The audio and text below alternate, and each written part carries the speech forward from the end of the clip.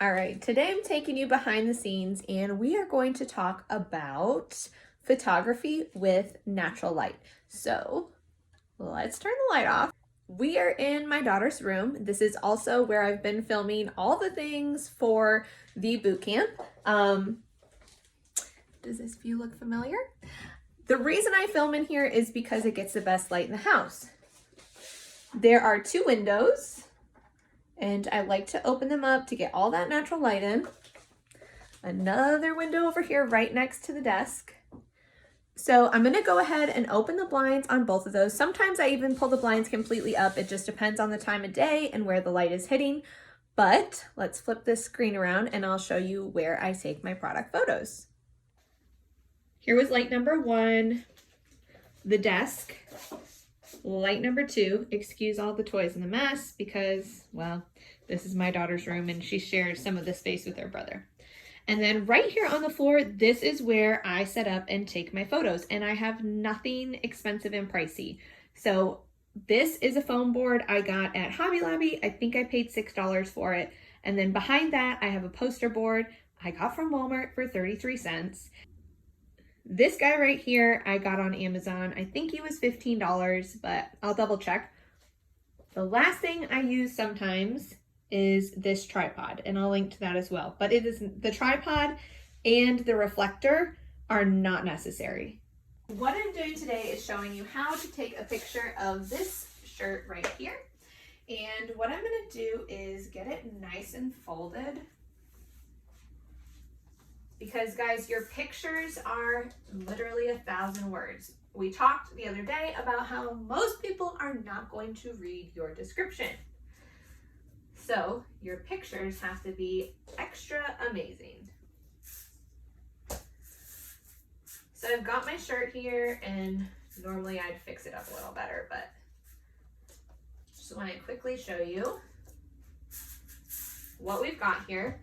Now I've got the light here and I've got a light behind me.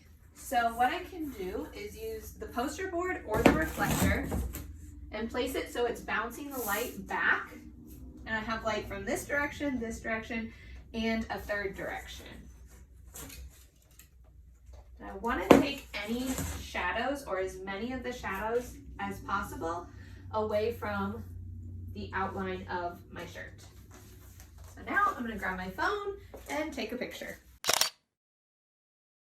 Depending on your product, it may not be that easy to just lay down a poster board. Sometimes you're going to need to kind of make a box, or you're going to have to put the poster board, tape it to the wall, and let it hang to take a picture so that you're not getting any hard lines. And so I'm going to show you that next. Okay, so I have put my poster board up against this foam board, and sometimes I have to use something heavy to keep it, or I just tape it. But let's say we're taking pictures of these couple items. They're smaller. Puddin likes to get into all photos. She doesn't want to miss her opportunity. And then again, you can use something, another poster board or the reflector, to kind of reflect the light and get rid of any shadows that are casting. So let's take a photo of this one and see how it looks. Now, I know you might be thinking like, Kelsey, these photos don't look that great. And that's where me showing you how to fix these up in Canva comes in. So if you don't already have the app Canva downloaded on your phone, that will make it easy just to edit the photos right from your phone. You can go to your desktop and go to canva.com as well. I'm going to do this from my phone, so you want to open the Canva app, and then you're going to hit custom dimensions and put in the width and height of 2000 to make a square image. This is the size that Etsy likes, so that's why I'm picking that. It's going to bring you to a blank canvas. You're going to do camera roll and pick one of the photos you just took. As you can see, when the photo loads in, I have some of my brown floor showing. So I'm going to hit that little crop icon, and then I can use both fingers to zoom in, and that way I only see the white background. From there, I'm going to hit filters underneath the photo, and then I'm going to click on advanced at the very bottom. And what I'll do is I will pull my brightness and my contrast to the right until I feel like I've gotten rid of all the shadows and the color of the shirt still looks correct.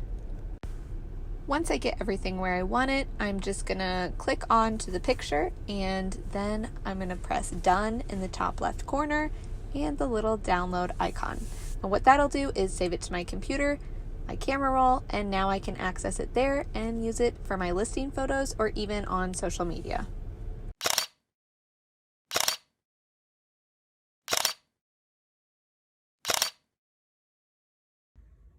The last tips I can give you for taking photos with your camera, your phone camera, and using this setup are to, number one, clean your camera screen first. You can just use your t-shirt or whatever you have around and clean the lens because that's gonna make a world of difference.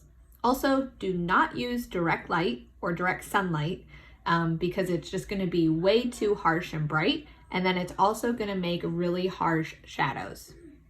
Number three, if you're doing this and taking the photos for a product listing, use a solid color and preferably white for products.